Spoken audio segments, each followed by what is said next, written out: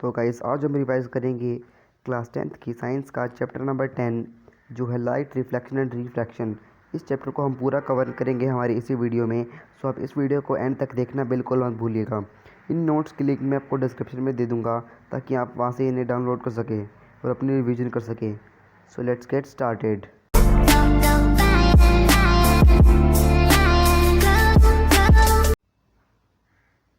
तो गाइस हमेशा की तरह हम हमारे जो चैप्टर है उसका नाम का मतलब समझेंगे। चैप्टर का नाम है लाइट रिफ्लेक्शन एंड रिफ्रैक्शन। तो ये लाइट क्या होती है? लाइट जो एक ऐसी फॉर्म होती है लाइट एनर्जी की जो हमें सेंसेशन ऑफ साइट प्रोड्यूस करती है, यानी कि उसकी वजह से हम देख पाते हैं। और इसमें हमें दो कॉन्सेप्ट्स पढ़ेंगे हम, रिफ्लेक्शन एंड रिफ्रैक्शन। रिफ्लेक्शन होता है लाइट जब कभी भी शाइनी ऑब्जेक्ट पे बाउंस करके हमारी तरफ वापस आती है तो उसे हम बोलते हैं रिफ्लेक्शन। और रिफ्रैक्शन होता है जब कभी भी लाइट एक मीडियम से दूसरे मीडियम में जाती है तो वो थोड़ा सा बेंड कर जाती है, इसको हम बोलते हैं रिफ्रैक्शन। इन दोनों कॉन्सेप्ट्स को हम डिटेल में पढ़ेंगे इसी वीडियो में। तो यहाँ पे एक दो और हमारे कॉन्सेप्ट्स हैं फिजिक्स में, ऑप्टिक्स में, जो है हमारे डिफ्रैक्शन और डिस्पर्जन ऑफ लाइट। डिफ्रैक्शन क्या होता है? डिफ्रैक्शन होता है जब कभी भी कोई छोटा सा ओपेक ऑब्जेक्ट लाइट की पाथ में आ जाता है तो लाइट उससे बेंड कर जाती है, यानी कि उसके अराउंड मूव करती है और वो सीधी पाथ में नहीं चलती, बिल्कुल थोड़ी सी बेंड करती है लाइट। जब कभी उसके पाथ में कोई भी छोटे मोटे ऑब्जेक्ट आ जाते हैं जैसे डस्ट पार्टिकल्स, बिल्कुल छोटे ऑब्जेक्ट्स, इसे हम बोलेंगे डिफ्रैक्शन। इसके बारे में हम हायर क्लासेस में पढ़ेंगे।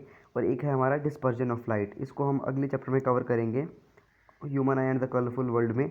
ये होता है बेसिकली इस जो लाइट है हमारी सनलाइट या फिर और कोई लाइट, उसके जब 7 कलर्स में स्प्लिट हो जाती है तो उसे हम बोलते हैं डिस्पर्जन। तो लेकिन इस चैप्टर में हम दो ही कॉन्सेप्ट को क्लियर करेंगे, जो है रिफ्लेक्शन एंड रिफ्रैक्शन। तो यहाँ पे जो आप देख सकते हैं कि हमें दिखाई कैसे देता है कोई भी ऑब्जेक्ट, पहले उसके कोई भी रे उसे टच करती है, फिर बाउंस बैक करके हमारी आंखों पे पड़ती है, रेटिना पे हमारी इमेज बनती है और इमेज वो हमारे ब्रेन पे सिग्नल पहुंचता है उस इमेज का, ऐसे हम देख पाते हैं। ये था हमारा कोई भी सोर्स ऑफ लाइट है वो यहाँ पे है, for example candle. Source of light को किसी और ऑब्जेक्ट से रिफ्लेक्ट करने की ज़रूरत नहीं है, लाइट वो अपनी लाइट प्रोड्यूस कर सकती है और वो अपनी लाइट अपनी आंखों पे पड़ेगी और फिर वो हमारी इमेज बन जाएगी हमारी रेटिना पे। तो रिफ्लेक्शन क्या होता है? रिफ्लेक्शन होता है bouncing back of light from shiny surface. Shiny surface क्या होता है हम यहाँ पे पढ़ेंगे। शाइनी सरफेस में जैसे मिरर, मिरर का एक साइड पॉलिश्ड होता है और जो आगे वाला साइड होता है उनको अपोजिट साइड, उसे हम बोलते हैं शाइनी सरफेस, वहाँ पे लाइट रिफ्लेक्ट करती है। तो यहाँ पे हमारा जो लॉज ऑफ रिफ्लेक्शन है इसके बारे में हम लोअर क्लासेस में पढ़ चुके हैं। वो होता है हमारा पहला, angle of incidence is equal to angle of reflection. कि यहाँ पे जो हमारा ये इंसिडेंट रे है जब ये बेंड करती है रिफ्लेक्टेड रे बन के और बीच में हमारा एक नॉर्मल लाई करता है जो परपेंडिकुलर होता है मिरर पे, तो यहाँ पे जो ये एंगल है वो इक्वल हो जाएगा इस एंगल के।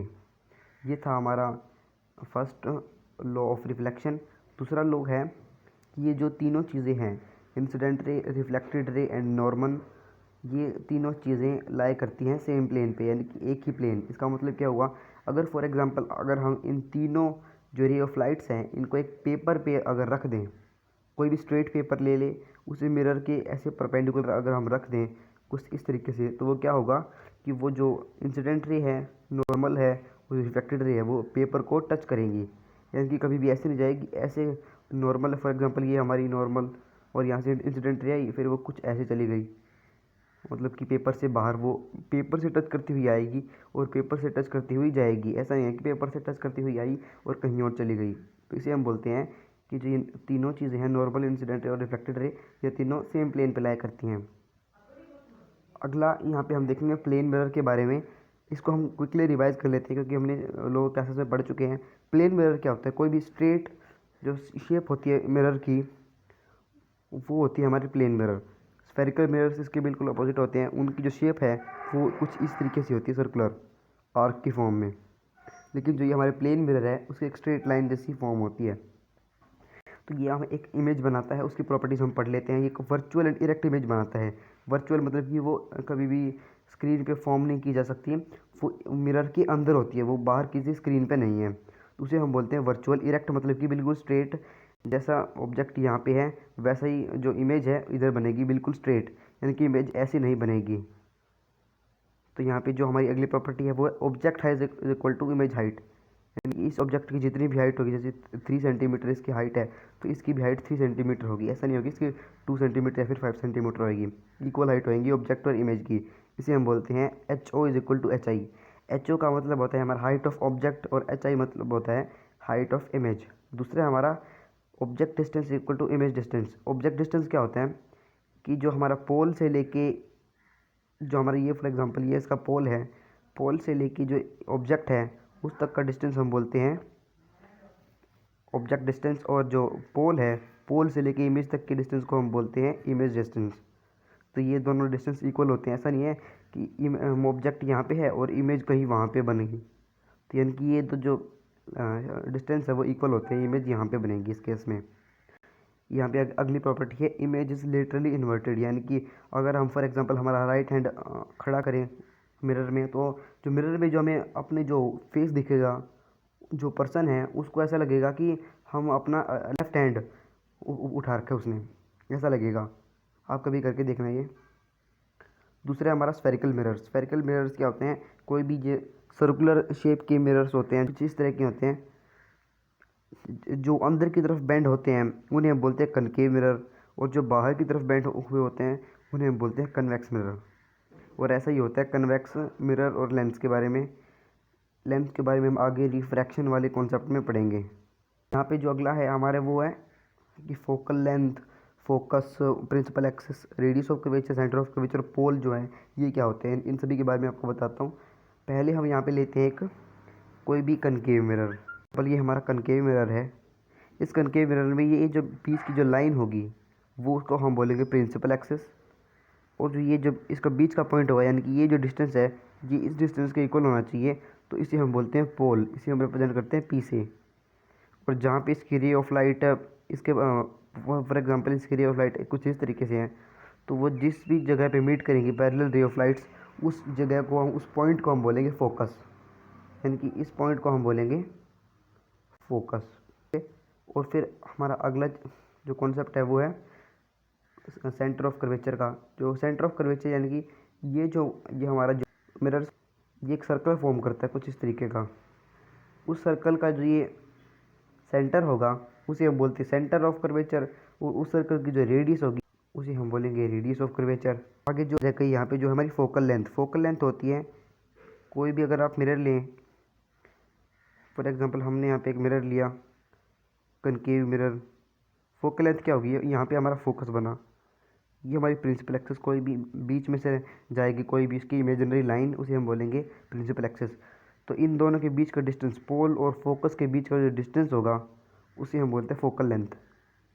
जनरली फोकल लेंथ क्या होती है, focal length radius of curvature की हाफ होती है, यानी कि अगर ये जो हमारी ये 2 सेंटीमीटर है तो ये पूरी 4 सेंटीमीटर होगी, पूरी radius of curvature.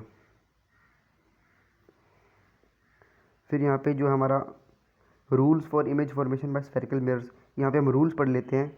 Theoretical part मैंने नहीं लिखा क्योंकि आप थ्योरेटिकल पार्ट तो एनसीईआरटी से भी पढ़ सकते हैं, फिर नोट्स से क्या फ़ायदा, इसलिए मैं आपको समझा देता हूँ क्या क्या होता है इनमें। तो ये हमारा पहला रूल है कि जब कभी भी कोई भी ray of light parallel to principal axis आएगी तो वो जाएगी फोकस से पास होएगी, पैरेलल टू प्रिंसिपल एक्सिस होएगी। ये कॉनकेव मिरर में ऐसे होता है, कन्वेक्स मिरर में अगर वो ऐसे मुड़ के फोकस की ओर जा रही होगी ऐसे, जैसे कि फोकस के बिल्कुल रियल इमेज तो नहीं बनेगी, यहाँ पे एक इमेजनरी लाइट जा रही होगी फोकस पे, अगर वो प्रिंसिपल एक्सिस के पैरेलल होगी तो वो कुछ इस तरीके से जाएगी कि वो उसकी जो बैक लाइट है पीछे से अगर हम उसका पॉइंट एंड करें तो वो जाएगा सीधा फोकस पे। और यहाँ पे इसका बिल्कुल उल्टा भी, इसका कन्वर्स भी ट्रू है, कोई भी रे ऑफ लाइट अगर फोकस में से पास हो रही है तो वो प्रिंसिपल एक्सिस के पैरेलल होगी। कुछ ऐसा ही यहाँ पे होता है, कोई भी ray of light for example इधर आ रही है, ये जाना चाहते हैं बिल्कुल आगे फोकस पे जाना चाहती है, फिर क्या होगा ये बेंड होके चली जाएगी बिल्कुल प्रिंसिपल एक्सिस के पैरेलल। ये हमारा सेकंड इसका कन्वर्स था फर्स्ट का। दूसरा हमारा जब कभी भी कोई भी ray of light centre of curvature से पास करेगी, सेंटर ऑफ कर्वेचर ये हमारा, फॉर एग्जांपल इस डायरेक्शन में वो पास हुई तो इसी डायरेक्शन में वो ऊपर जाएगी, यानी कि कुछ ऐसे आएगी, ऐसे ही चली जाएगी वो। और ऐसे होता है हमारा कन्वेक्स मिरर में। कन्वेक्स मिरर में देखिए कोई भी यहाँ पे अगर सेंटर ऑफ कर्वेचर में जाती हुई नज़र आएगी इमेजिनरी लाइन, तो वो कुछ इसी तरीके से जाएगी उल्टी। फिर है हमारा यहाँ पे कोई भी रे ऑफ लाइट जब मिरर पे पोल पे पड़ती है और वो रिफ्लेक्ट होती है, तो वो जो प्रिंसिपल एक्सिस है उसके साथ वो पहला लॉ ऑफ रिफ्लेक्शन बनाती है। यानी कि वहाँ पे एक हमें कुछ इस तरीके से जो इमेज है वो फिगर है वो इस तरीके से बनता है कि यहाँ से जो रे ऑफ लाइट आई यहाँ से चली गई और ये दोनों एंगल इक्वल हुए, आई इज इक्वल टू आर। ये था हमारा फोर्थ रूल। और कुछ बिल्कुल सेम होता है ऐसा कन्वेक्स मिरर में। ऐसे यहाँ पे लाइट आई और यहाँ से ऐसे चली गई और ये जो आई है वो आर के इक्वल हो जाएगा। अब हम देखेंगे कन्वेक्स मिरर में इमेज फॉर्मेशन। पहले हमने, अब सीधा हम कॉन्वेक्स मिरर में देखेंगे, बाद में हम कॉनकेव के भी देखेंगे। कॉनकेव के 6 रे डायग्राम्स हैं, यहाँ पे हमें कॉन्वेक्स के सिर्फ 2 ही देखने को मिलेंगे। यहाँ पे जो कॉन्वेक्स मिरर है यहाँ पे कुछ इस तरीके का होता है। तो कोई भी अगर ऑब्जेक्ट इन्फिनिटी है, बहुत दूर है इन्फिनिटी पे, तो क्या होगा, तो उससे जो पैरेलल रे ऑफ लाइट है वो आएगी और वो बिल्कुल फोकस की ओर पॉइंट करेंगी। फोकस पे छोटी सी इमेज बनेगी पॉइंट साइज्ड, और वो वर्चुअल एंड डायरेक्ट होगी। जब कभी भी आप कन्वेक्स मिरर आए तो आप समझ लीजिए कि वर्चुअल एंड डायरेक्ट इमेज बनेगी हमेशा फोकस पे। और जब कभी भी सी से बियॉन्ड, या फिर जो हमारी इन्फिनिटी का पॉइंट है, इन्फिनिटी से लेकर पोल के बीच का जो, पोल से लेकर इन्फिनिटी के बीच का जो डिस्टेंस है, उसके बीच में अगर कोई भी हमने इमेज, अगर ऑब्जेक्ट प्लेस कर दिया तो उसकी इमेज कुछ इस तरीके से बनेगी। यहाँ पे कोई भी ऑब्जेक्ट प्लेस किया हमने, इन्फिनिटी पे नहीं है वो ऑब्जेक्ट, तो क्या होगा, उसकी रे ऑफ लाइट ऊपर चली जाएगी और फोकस में से निकलेगी, क्योंकि पैरेलल होती है ये रे ऑफ लाइट। और फिर अगला क्या होगा, ये सेंटर ऑफ कर्वेचर से पास होती हुई जाएगी और ऐसे ही ऊपर चली जाएगी। और वो जो हमारा जो ऊपर वाला जो पॉइंट है उसका पॉइंट यहाँ पे मिलेगा, और जो नीचे वाला जो पॉइंट है इसका पॉइंट अगर हम सीधा देखें पोल पे, तो पोल पे ऐसी जाएगी और ऐसी आएगी लाइट। यानी कि यहाँ पे हमारी एक छोटी सी इमेज बनेगी। यहाँ पे वो इमेज बनेगी हमारी बिटवीन पी एंड एफ, पोल और फोकस के बीच में हमारी इमेज बनेगी, डिमिनिश्ड होगी, बहुत छोटी सी इमेज, और वर्चुअल एंड डायरेक्ट होगी। यहाँ पे कन्वेक्स मिरर के यूज़ क्या होते हैं, ये इसके काफ़ी सारे यूज़ है, इनमें से कोई भी आप याद कर लीजिए। Rear view mirrors in vehicles, जो हम पीछे देखने के लिए काम आता है कोई भी मिरर हमारे व्हीकल्स में, तो वो होता है हमारा कन्वेक्स मिरर। क्यों, क्योंकि बहुत वाइड फील्ड ऑफ व्यू होता है उसका, बहुत वाइडली देख सकते हैं वो उस मिरर में हम, comparatively of plane mirror. Much larger area is visible to driver, जो हमारा ड्राइवर है उसको काफ़ी ज़्यादा एरिया विजिबल होता है उसमें। ये था हमारे कन्वेक्स मिरर के यूजेस। आगे हम देखेंगे साइन कन्वेंशन। साइन कन्वेंशन में क्या होता है, ये आप 4-5 पॉइंट है, इनको आप याद रख लीजिए। इसमें जो पहला पॉइंट है मैं आपको दिखा देता हूँ। यहाँ पे कोई भी ये मिरर है, ये हमारा कन्वेक्स मिरर है, कनकेव सॉरी, इसके बीच से एक प्रिंसिपल एक्सिस है, पास होगी इसके बीच से एक स्ट्रेट लाइन। फिर जो हमारा जो इस तरफ की जो डिस्टेंस है,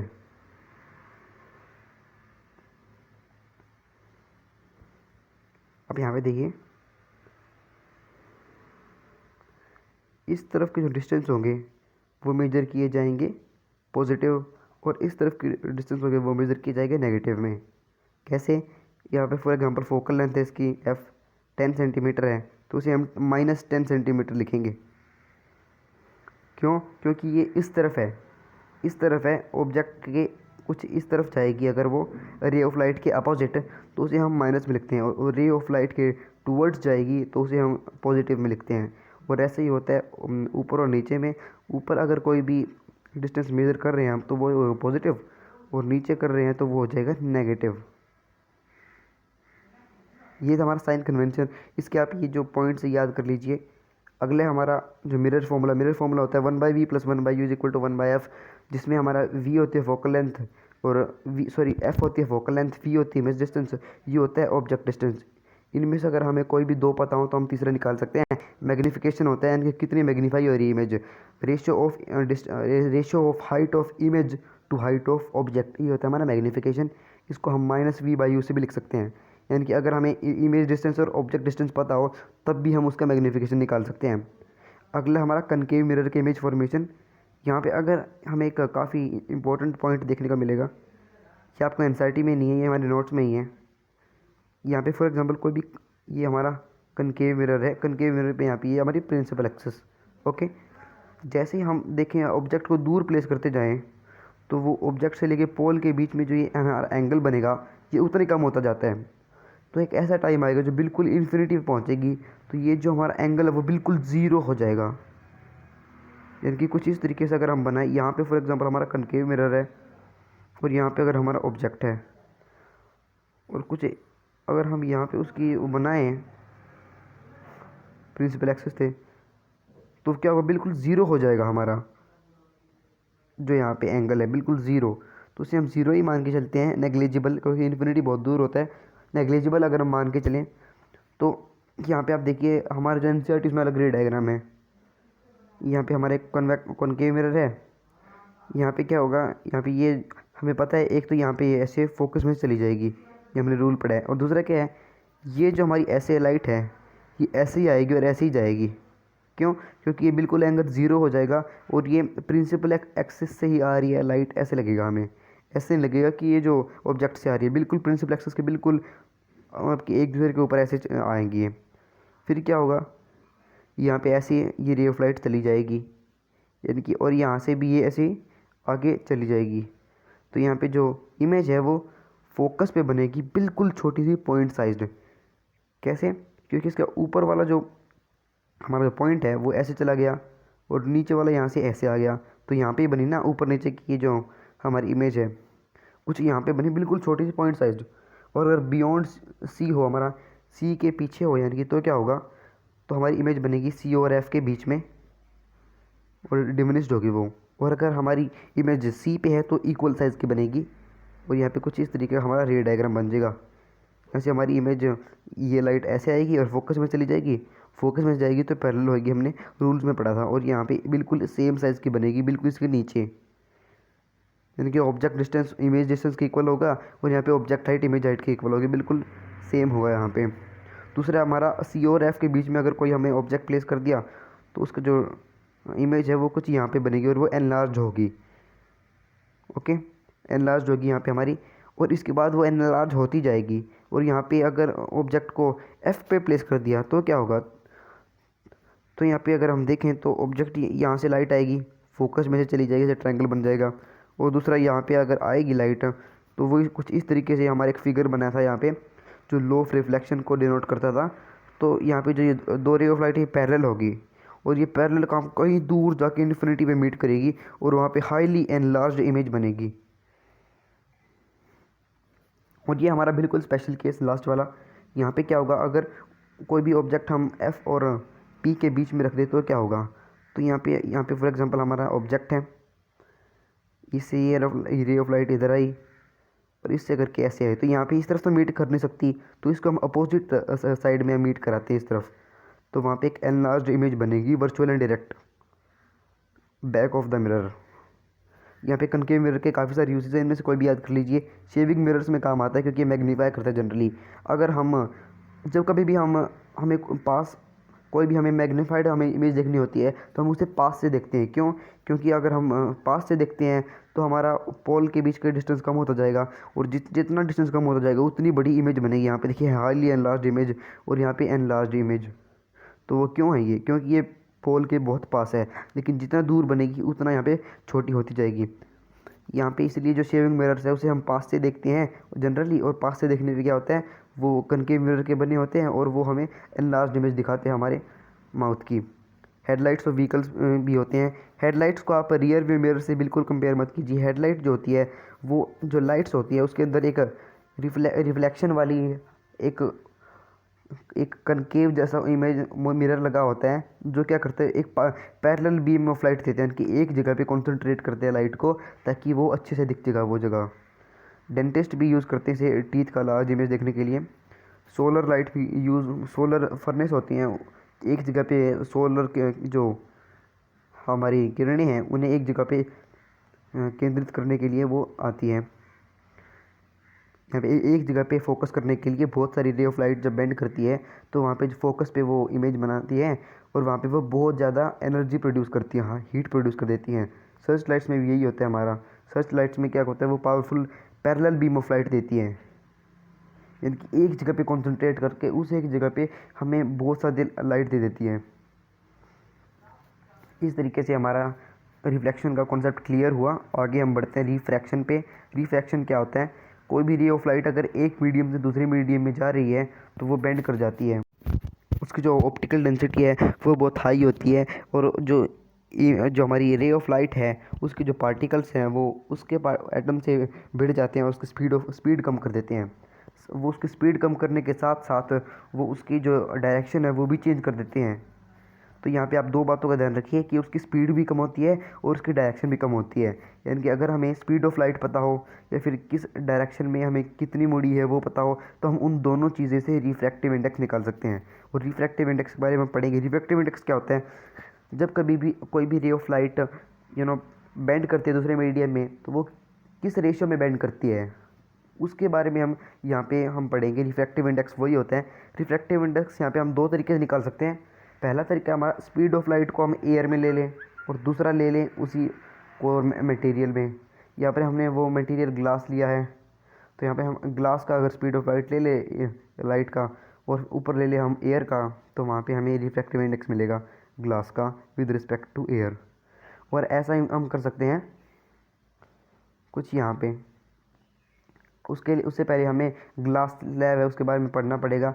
ग्लास स्लैब में जो हमारी रिफ्लेक्शन होती है वो कैसी होती है, यहाँ से हम कोई रे ऑफ लाइट आई तो बिल्कुल सीधी जानी चाहिए लेकिन वो मुड़ जाती है। क्यों? क्योंकि रिफ्रैक्शन होता है वहाँ पे, रिफ्रैक्शन की वजह से वो मुड़ जाती है और यहाँ से वो जो नॉर्मल है नॉर्मल की तरफ मुड़ जाती है।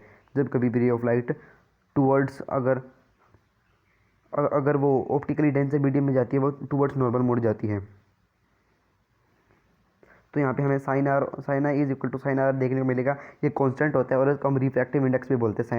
साइन आई आगे हमें पता हो और साइन आर हमें पता हो तो उससे हम रिफ्रैक्टिव इंडेक्स निकाल सकते हैं। साइन आई क्या होता है, साइन आई होता है पी बाई एच, यहाँ पे हमने लिखा है यानी कि ये हमारा एंगल है, इसका जो पी है वो होगा ये और एच है ये, और ये हमारा रिफ्रैक्टिव इंडेक्स है, इसका आर जो है ये यहाँ पे, और ये इसका जो पी है वो ये होगा, इसका हाइट ये होगा, हाइपोटेन्यूज सॉरी। तो इससे हम sine I upon sine R निकाल सकते हैं। यहाँ से ए सी और डी सी कैंसिल होएंगे क्योंकि हमने ए सी और डी सी इक्वल लिए।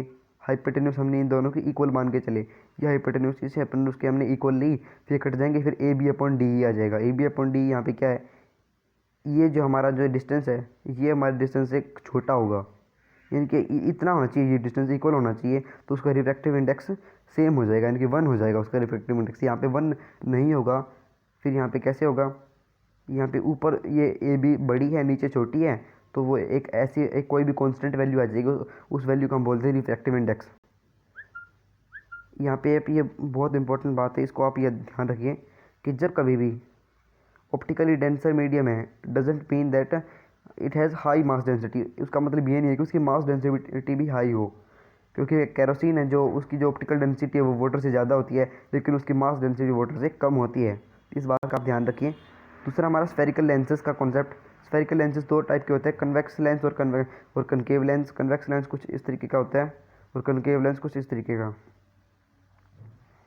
तो यहाँ पे हमारा जो इस वही हम चार पांच चीज़ें देखने को मिलेगी यहाँ पे। ऑप्टिकल सेंटर अब हमारा पोल को रिप्लेस करके, पहले अगर हम मिरर को देखते थे तो उसका जो बीच का जो पॉइंट था उसे हम बोलते थे पोल, लेकिन यहाँ पे हमारा जो ये हमारा वो बन गया है, लेंस बन गया है, तो इसे हम ऑप्टिकल सेंटर बोलेंगे। यहाँ पे एक और है डिफरेंस इन दोनों के बीच में कि यहाँ पे focus radius of curvature, focal length और सेंटर ऑफ कर्वेचर दो दो हो गए, यानी कि दोनों साइड बन गए हैं। क्यों? क्योंकि यहाँ पे ऐसे दो सर्कल बनाएगा ये जो हमारा लेंस है और दोनों तरफ सेंटर भी दो होंगे, फोकस भी दो होंगे, और यहाँ पे हमारे जो रेडियस ऑफ कर्वेचर वो सब कुछ दो होंगे। तो यहाँ पे हम रूल्स पढ़ेंगे। रूल्स बिल्कुल सिंपल है, यहाँ पे पहले वाले जैसे रूल्स हैं, थोड़ा बहुत डिफरेंस है कि यहाँ से अगर कोई भी ray of light for example अगर यहाँ से ऐसे जा रही है तो वो ऊपर पैरेलल जा रही है, अगर फॉर एग्जांपल प्रिंसिपल एक्सिस से तो वो ऊपर चली जाएगी और वो ऐसे फोकस की ओर आती हुई दिखेगी। और अगर ये आप यहाँ पे देखिए, ये बार कट कर दीजिए इसको, कोई भी कन्वेक्स लेंस है प्रिंसिपल एक्सिस है, यहाँ पे रे ऑफ लाइट इसके पैरेलल जा रही है तो फोकस से होकर इस तरफ जाएगी। जी यहाँ पे गलत हो गया था थोड़ा सा, इसे आप कट कर लीजिए इसे आप। तो यहाँ पे एक और चीज़ है, फोकस में से जाएगी, वही हमारी पहली चीज़ है। तो प्रिंसिपल एक्सिस से पैरेलल होगी, फोकस की ओर जाती हुई दिखेगी तो वो प्रिंसिपल एक्सिस के पैरेलल होगी। और यहाँ पे अगर ऑप्टिकल सेंटर में बिल्कुल जाएगी तो इसके आर पार निकल जाएगी, कोई भी रिफ्रैक्शन नहीं होगा।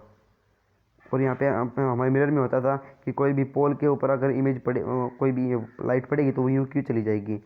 आप यहाँ पे अगर सोचिए कि हम यहाँ पे रिफ्रैक्टिव जो रिफ्रैक्शन है उसके नीचे हम ये स्फेरिकल लेंसेज क्यों पढ़ रहे हैं, क्योंकि आप ध्यान रखिए जो स्फेरिकल लेंसेज है वो किसी और मीडियम में होते हैं।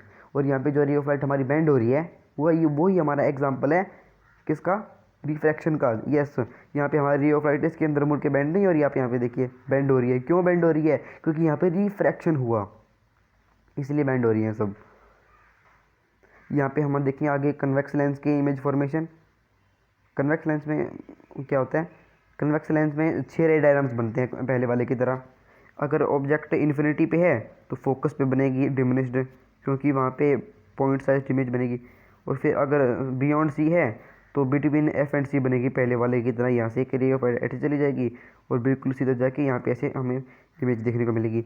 अगर सी पे है वही पहले वाला कॉन्सेप्ट है, इक्वल इमेज बनेगी, इस तरीके से जाएगी इक्वल इमेज, और at the same distance C2 पे बनेगी। और दूसरा अगर हमारा F1 और C1 के बीच में एक और ध्यान रखिए, यहाँ पे जो F1 है उसे हम बोलते हैं 1 इन दोनों, और उस तरफ वाले F और C को हम बोलते हैं 2, यानी कि F2 C2 F1 C1 इस तरीके से हम बोलते हैं। अगर हमारे C और F के बीच में है तो क्या बनेगी इमेज, एनलार्ज बनेगी बियॉन्ड C। आप देखिए हम जितना भी पास लाते जा रहे हैं ऑब्जेक्ट को, इमेज उतनी दूर बनती जा रही है, बिल्कुल अपोजिट रिलेशन इन दोनों का। अगर हम फोकस पे रखेंगे तो इमेज कहीं दूर बनेगी, इन्फिनिटी पे हाईली एनलार्ज्ड। और यहाँ पे हमारा आखिरी में एक और स्पेशल केस है कि अगर हमने F और यहाँ पे हमने F और O के बीच में रखा तो इमेज बनेगी हमारी वर्चुअल इमेज बनेगी, बिहाइंड एनलार्ज होगी, बियॉन्ड C होगी।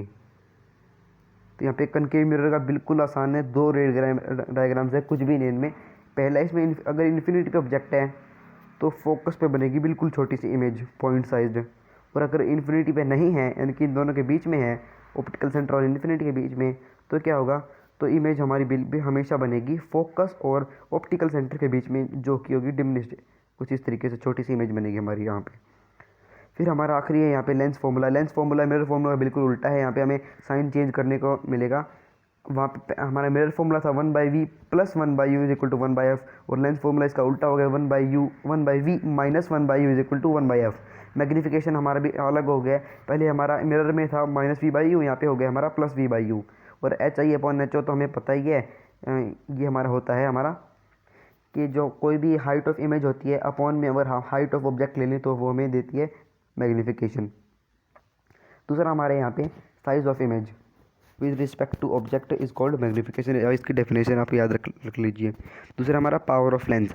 पावर मतलब कि उसके जो फोकल लेंथ है उसका रेसिप्रोकल कर दें हम तो वो हो जाती है पावर, यानी कि जितनी उसकी फोकल लेंथ बढ़ेगी उतनी उसकी पावर घटेगी। पावर का मतलब होता है कि इसकी जो बेंडिंग एबिलिटी है वो कितनी है, जबकि कितनी ज़्यादा बेंड कर सकते हैं। एक ये कनकेव मिरर है जो इतनी दूर जाके बेंड करता है, और एक ये कन्वेक्स लेंस है जो यहीं पे बेंड कर देती है। फ़र्क नहीं है, इसकी पावर ज़्यादा होगी, इसकी पावर कम होगी। यहाँ पे हमने एग्जांपल लिया, कोई भी एग्जांपल, फोकल लेंथ है 50 सेंटीमीटर फॉर एग्जांपल, हमारी 50 सेंटीमीटर फोकल लेंथ है। तो यहाँ पे क्या होगा, तो हमें हमेशा इसे कन्वर्ट करना पड़ेगा मीटर्स में। हमेशा मीटर्स में आती है हमारी पावर, जो हमारी फोकल लेंथ है। मीटर्स में कन्वर्ट किया हमने 0.5 मीटर हो गया, 1/f लिखा, 1/0.5 हो गया, तो 1/1/2 हो गया। तो अगर हम इसे ऊपर ले जाएंगे 1 × 2 हो गया, हमारी पावर आ गया हमारी 2 डायप्टर। डायप्टर यहाँ पे इसका ये ऐसा यूनिट है, डायप्टर ये साइंटिस्ट थे, इन्होंने डिस्कवर किया था डायप्टर, इसलिए इसका ऐसा यूनिट है 2 डायप्टर रख दिया। 2 डायप्टर का मतलब यहाँ पे 50 सेंटीमीटर की फोकल लेंथ होगी उसकी। इसका मतलब हुआ कि कितनी बेंडिंग एबिलिटी है उसकी। यहाँ पे इसको क्विकली समराइज कर लेते हैं हम इस चैप्टर को पूरे को। Light is a form of energy that produces sensation of site. एक ये ऐसी एनर्जी है जो हमें सेंसेशन ऑफ यानी हमें देखने की क्षमता देती है। और दूसरी हमारी reflection of light is a phenomenon bouncing back of light, ये हमें बाउंस कर देती है लाइट को। और लॉज ऑफ रिफ्लेक्शन यहाँ पे incident ray, reflected ray, normal सभी सेम प्लेन पे लाई करते हैं। और angle of reflection angle of incidence के इक्वल होता है। प्लेन मिरर की जो इमेज है वो उसकी जो हमने प्रॉपर्टीज़ पढ़ी, वर्चुअल होती है, इमेज रिएक्ट होती है, सेम साइज ऑफ एन के H O is equal to H I होता है। और यहाँ पे हमारा V is equal to U होता है, यानी कि as far behind the mirror as object is front of the mirror. और लेटरली इन्वर्टेड होती है। अगर हम राइट हैंड खड़ा करेंगे हमारे मिरर में तो हमें ऐसा लगेगा कि हम मिरर में लेफ्ट हैंड खड़ा कर रहे हैं। यहाँ पे हमारा एब्सोल्यूट रिफ्रैक्टिव इंडेक्स बोलते हैं, इसे एन से रिप्रेजेंट करते हैं। ये होता है हमारा C/V। सी मतलब कि speed of light in air, और वी होता है हमारा speed of light in that medium. इसे हम बोलते हैं refractive index. Refraction of light एक ऐसा फिनोमेना है जिसमें कोई भी लाइट बेंड कर देती है एक मीडियम से दूसरे मीडियम में जब भी जाती है। और यहाँ पे हमारे लॉज ऑफ रिफ्लेक्शन थे। लॉज ऑफ रिफ्लेक्शन, पहला लॉ ऑफ रिफ्रैक्शन था कि वो तीनों सेम प्लेन पे लाई करेंगे, रिफ्रैक्टेड रे, इंसिडेंट रे और नॉर्मल, ये तीनों। एक और हमारा स्नेल्स लॉ, इसे हम स्नेल्स लॉ भी कहते हैं। Sine I upon sine R होता है, वो हमारा होता है हमारा रिफ्रैक्टिव इंडेक्स बोलते हैं, sine I upon sine R. इसको हमारे क्लास में पढ़ेंगे कि डिटेल में बिल्कुल। नो रिफ्रैक्टिव इंडेक्स ओकर, यानी कि कभी भी रिफ्रैक्शन ओकर नहीं होगा दो केसेस में। कब? एक तो जो हमारी जो लाइट है वो नॉर्मल पे, जो उसकी नॉर्मल उसकी बाउंड्री पे है। अगर फॉर एग्जांपल हमने कोई ग्लास स्लैब लिया है यहाँ पे, उसका नॉर्मल ये है, अगर लाइट भी ऐसे ही आएगी तो बिल्कुल ऐसे चली जाएगी, उसमें कोई भी रिफ्रैक्शन नहीं होगा। दूसरा, refractive index of the media are equal, यानी कि कोई भी दो हमने मीडियम ले लिया, एक ये मीडियम एक ये मीडियम, दोनों का रिफ्रैक्टिव इंडेक्स अगर इक्वल है तो उसमें भी कोई भी रिफ्रैक्शन नहीं होगा, लाइट बिल्कुल सीधी आएगी, सीधी चली जाएगी। यहाँ पे N2/N1 मतलब है इसका जो रिफ्रैक्टिव इंडेक्स है ऑफ 2 विद रिस्पेक्ट टू 1, वो होता है हमारा N2/N1। यहाँ पे होती है हमारी speed of light in air upon speed of light in that medium. Length formula होता है हमारे मेरे फॉर्मूला के बिल्कुल opposite, 1/v minus 1/u is equal to 1/f। यहाँ पे कार्टेशियन साइन कन्वेंशन पढ़ा था हमने कि ये हमारा जो साइन कन्वेंशन है ये बिल्कुल हमें मिलता जुलता मिलता है हमारा जो कार्टेशियन प्लेन है मैथ्स में उसकी तरह। मैंने मैथ्स में देखा था कि हमारे कुछ इस तरीके से कार्टेशियन प्लेन होता है, यहाँ पे वैल्यू पॉजिटिव होती है इस तरफ, और ऊपर होती है पॉजिटिव, इस तरफ होती है नेगेटिव, उस तरफ भी होती है नेगेटिव। आप इसे ऐसे याद रख लीजिए कि अगर हम, ये बिल्कुल सेम होता है हमारा कन्वेक्स लेंस की तरह। कन्वेक्स लेंस में ऊपर हम पॉजिटिव लेते हैं, कोई भी जो डिस्टेंस है, नीचे हम नेगेटिव लेते हैं, और उस तरफ हम पॉजिटिव लेते हैं डिस्टेंस, और उस तरफ हम नेगेटिव। तो आपको अगर ये वाला ग्राफ याद हो तो आप अच्छे से समझ पाएंगे ये हमारे जो साइन कन्वेंशन है उसको। दूसरा हमारा यहाँ पे all height above the principal axis lens are taken as positive vice versa, ये हमारा पढ़ लिया था हमने। फिर हमारा मैग्नीफिकेशन का मतलब होता है कि जो हाइट एच डैश है यहाँ पे, एच डैश का मतलब होता है height of image upon height of object. इसको हम डिनोट करते हैं V/U से, ये होता है हमारा लेंस में। और मिरर में क्या होता है? मिरर में होता है -V/U। पावर ऑफ लेंस को अगर हमें कंबाइन करना हो, पावर ऑफ लेंस बिल्कुल ऐसे आ जाएगी हमारी, P is equal to P1 + P2 + P3। यानी कि अगर हम 3-4 कोई भी लेंस ले लें, उन तीनों की पावर को अगर हम ऐड कर दें तो वो टोटल पावर इक्वल आएगी उसी के। मिरर फॉर्मूला हमारा 1/v + 1/u is equal to 1/f। अगला हमारा यहाँ पे मैग्नीफिकेशन है -V/u, हमने ये पहले देख लिया था। दूसरा हमारा कन्वेक्स मिरर में क्या होगा? कन्वेक्स मिरर का जो m है वो पॉजिटिव होगा, क्यों? और वो अगर लेस देन 1 होगा, as image formed is virtual and erect and shorter than object.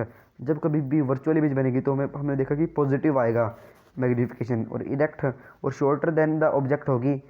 अगर इमेज छोटी है तो हाँ, जाहिर सी बात है कि वो 0 से नहीं छोटी होगी उसकी मैग्नीफिकेशन। कनकेव मिरर में होता है कि जो m होता है वो पॉजिटिव होता है व्हेन इमेज इज वर्चुअल, और m नेगेटिव होता है व्हेन इमेज इज रियल। आप देखिए कनकेव जो मिरर है हमारा, उसमें हमें दोनों केस मिलते हैं, इनमें से एक स्पेशल केस भी होता है लास्ट में, और साइन कन्वेंशन बिल्कुल इक्वल होता है इसका। तो आखिरी में हमारा ये था कि जो f है वो होता है रेडियस ऑफ कर्वेचर का हाफ, ये हमने देख लिया था। और अगर आपको हमारी वीडियो पसंद आई है तो इसे लाइक कीजिए, अगर हमारे चैनल पर नए आए हैं तो इसे सब्सक्राइब कीजिए, और हमें कमेंट में भी लिख के बताते रहिए हम किसी अगले टॉपिक पे वीडियो बनाएं। और इसको ज़्यादा से ज़्यादा शेयर कीजिए हमारी वीडियो को, ताकि आपके जो फ्रेंड्स हैं वो भी इसे पढ़ पाएँ अच्छे से।